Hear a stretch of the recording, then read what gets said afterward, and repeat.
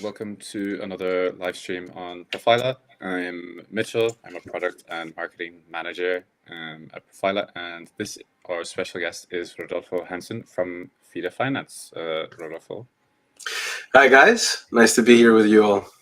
Yep, great to have you here. So today we're going to run through a demo of Profila and how a business like Fida Finance could use it. But first, I wanted to give Rodolfo the chance to talk to you guys a bit about what exactly is Fida Finance, and what do they do, and perhaps a bit about how any problems that they're facing currently. Sure, why not? Of course, thank you so much. Fida Finance is a sort of insurance marketplace. So we are decentralizing the process of insurance.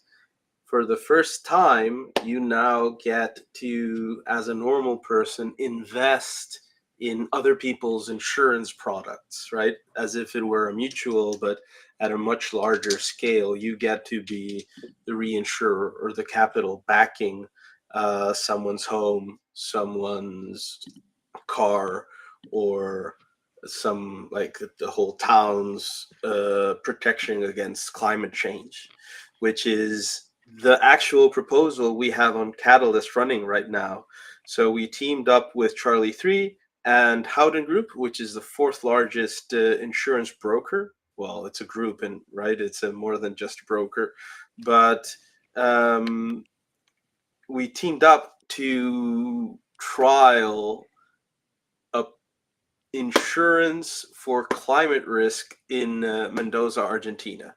And that is going to be huge. It's the first time anything like this has been tried out. That's massive. Argentina is, even just by scale of the country, absolutely gigantic. So having the trial there is very impressive. Congrats on Yep. the proposal. Thanks so much. So we count on everybody's vote to get it through, right? Yeah. Yeah. Hopefully. So I wanted to ask you, in terms of, you talk about insurance, and that's what you'll be working on. Is there currently a problem in terms of obtaining data from people in sort of an ethical way about things that could or could not, benefit both them in terms of premium price, but also insurers in terms of having better data that is zero party, so it's opted in by the person to share. Is that currently a challenge anywhere in the Yeah, industry? a huge challenge. It is it is a make or break actually for insurers as the competition gets bigger and more complicated algorithms come into play in terms of allowing and offering better rates for everyone. The quality and nature of the data that these algorithms are operating on is a game changer for Mhm. insurers. So you see now in the wild, go to the U.S., you go to different places, and insurers will offer you devices to Mhm. install in your car, for example, to Yeah.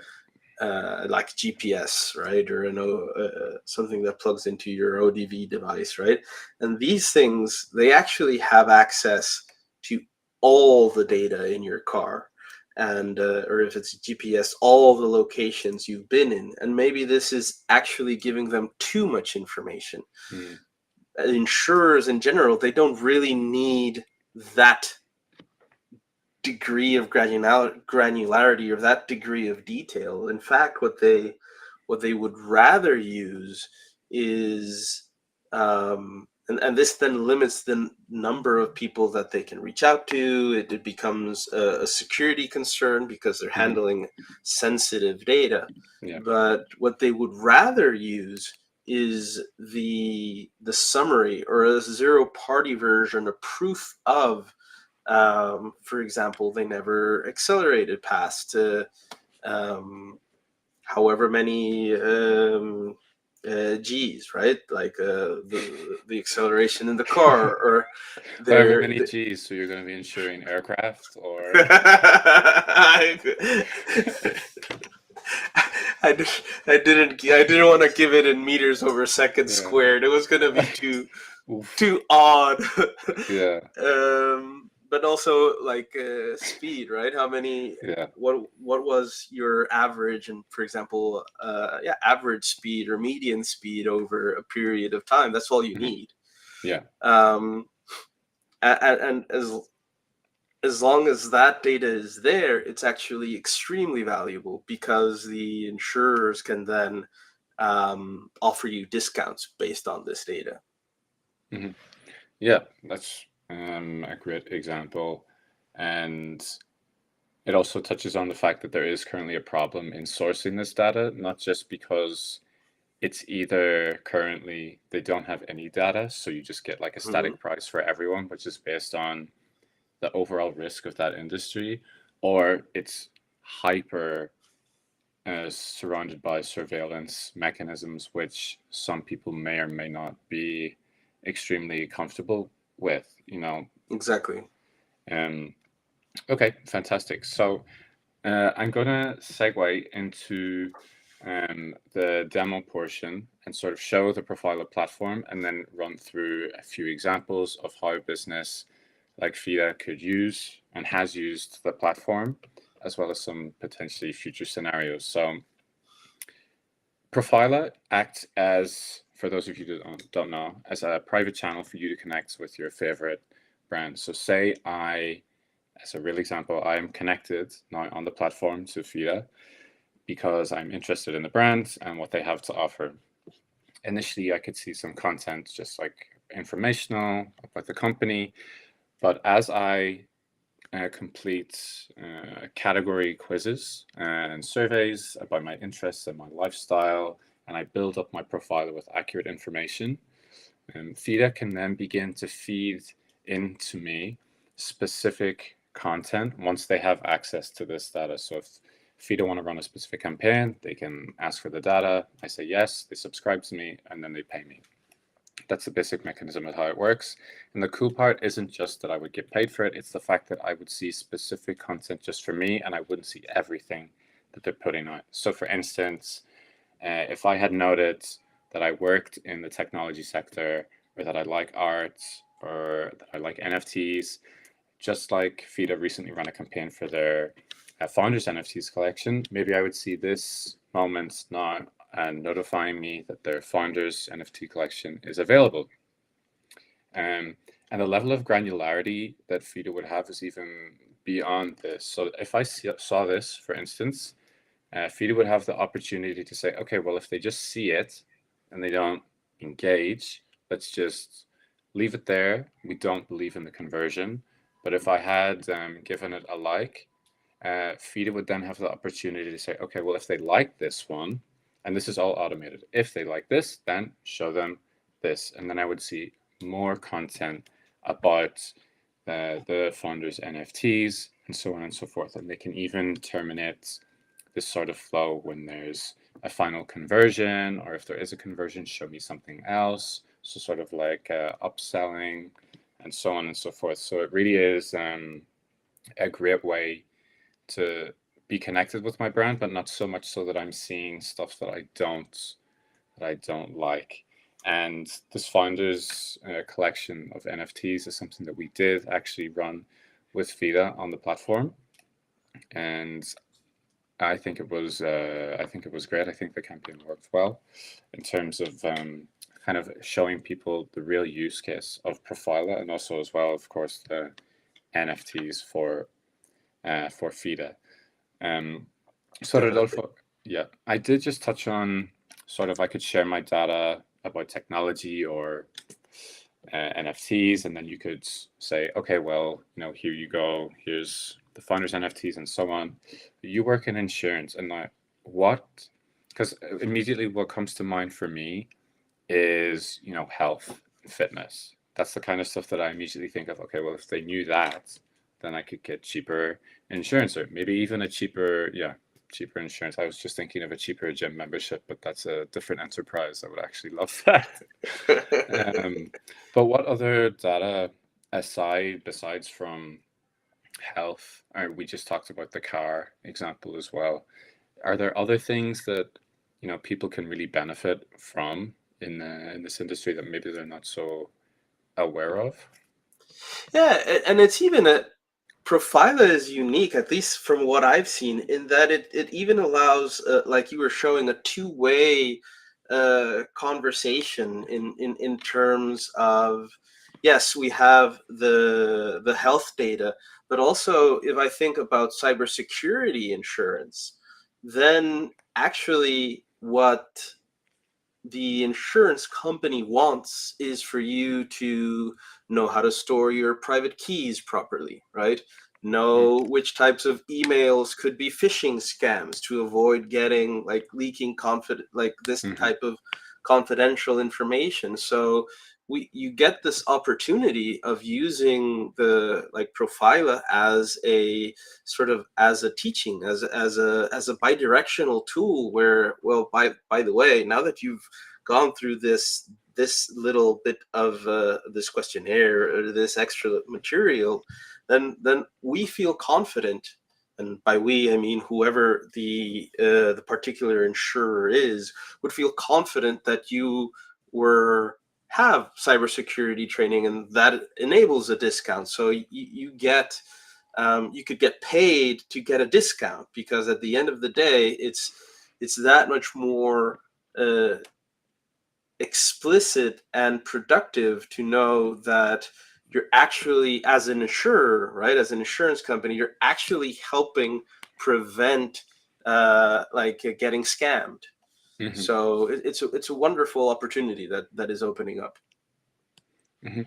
Yeah, that's super interesting, actually, the idea of, we have fixed categories and surveys that are currently on the platform, but of course, there's always room potentially for more, or if an insurance company came along and said, "Hey, I specifically want to offer XYZ insurance, but I would be able to discount it if they knew such and such a thing." So the example you give of like the crypto Yep. scamming, like rug pulls and everything that goes on. I know you were working with pins. Pains. Yeah. Yeah, I remember. Even the potential to have a survey there where it's like, okay, here are a bunch of scenarios, like weed out which are the good or the bad or what's wrong with XYZ and blah blah blah, and then offering a discount if they get them all right, and so on and so forth. So, and then when they, in the process of doing that, they actually earn Zeke from the platform. So they earn Zeke, and then on top of that, they get the discount with specific insurers. And for me personally, even the idea of insurance on rug pulls and things like that was a completely new concept. Insurance to me as an industry has always just been like this tone of fear, like, oh, it's bad, don't go near there. But this initiative that you were talking about, and even when I first started reading about FIDA, it really showed that there is or can be a community element to it to Yeah. claw back some of the industry. Yeah, well, don't. I know what you mean. I get that from a lot of people, but actually, if you think about it, if you squint a bit, insurance is the first industry that started actively working on aligning incentives between the multiple parties. It's the only place where you, who want insurance, are betting against yourself. You're betting that maybe that's what you do, right? You're betting a little bit that maybe something bad is going to happen to you, but then Mm. the insurer, right, the insurance company is actually on the other side betting for you. They're supposed to be rooting for you. Yeah. They're gonna bet that Who actually needs no. uh who needs casinos when you have insurance? Like I bet I won't get my I'm joking, but yeah, actually when you frame it in that way, it doesn't seem so sinister. I agree with you. It's not actually. I think it's just such a big, broad industry, and I Of guarantee course. everyone knows at least one person that has a bad story about insurance, so it does, I think, probably get a bad reputation from those colloquial messages. Oh, for sure. And even so, there's the bigger scandals are the ones that don't get publicized that much. It's on the well, it's happening a little bit more now when you see the people that they had insurance, they had everything, but then there's no money, and that there's scams on the reinsurance side, on the provider side, and that's one of the things that FIDA is out to fix. It's because the capital is verifiably on the chain, Hmm. you as the insured person can see for the first time, yep, my money's there. I see it, right? It's if something happens, that's where it's going to come from. So that's just huge. Hmm. Yeah, that is actually huge. I agree with you, and it's sort of similar in that, you know, on Profila we're working a lot in terms of our Web3 infrastructure to be as to do things as correctly as possible. So, you know, if I was sharing my data with you about NFTs, I'm not actually sending it to you. I have it, you know, it's stored safely, Yep. and then using Web3 technologies, I think it's like an NFT, sort of like as a key Hmm. to for you to see the information, only the information that I want you to see, and then once that access is up, so once you say, okay, the campaign is done, I don't want to pay him anymore to show him this campaign, you lose access to that information. So it's not like companies could export all of this data and, you know, like sort of scrape it like they do essentially every site imaginable. Currently, Yep. everything is just scraped. Um, and of course, it's on chain. So, like you said, it's verifiable. And yep, I have this data. Here it is, accurate, and it's zero party. So it's not just thrown in for whatever kind of sake. Yeah, it's amazing. It's amazing what the future's gonna look like. Hmm. I completely agree. Um, I think I don't have any more questions for you unless you want anything to add anything extra or It's been a pleasure. Like you just were hinting at, and I was mentioning the this what zero party data enables, what you guys at Profila are working on, is essentially just that much fairer world. It's a slightly fairer world for where individuals get to some control of their lives back. It's amazing. So kudos. thank you very much. I'll pass the sentiment on to the rest of the team as well. All right, thank you everyone for tuning in. I think there's like 40, Oh, 42. and don't forget to vote for Yeah, don't forget to on Catalyst if you're there. Please vote for our proposal to actually make these things a reality.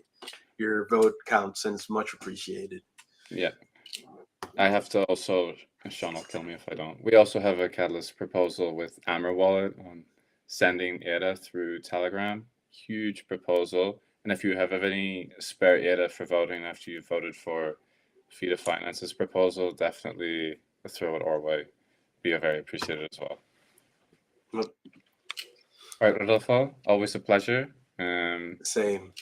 I'll talk to you later and thanks for joining us. Bye, everyone.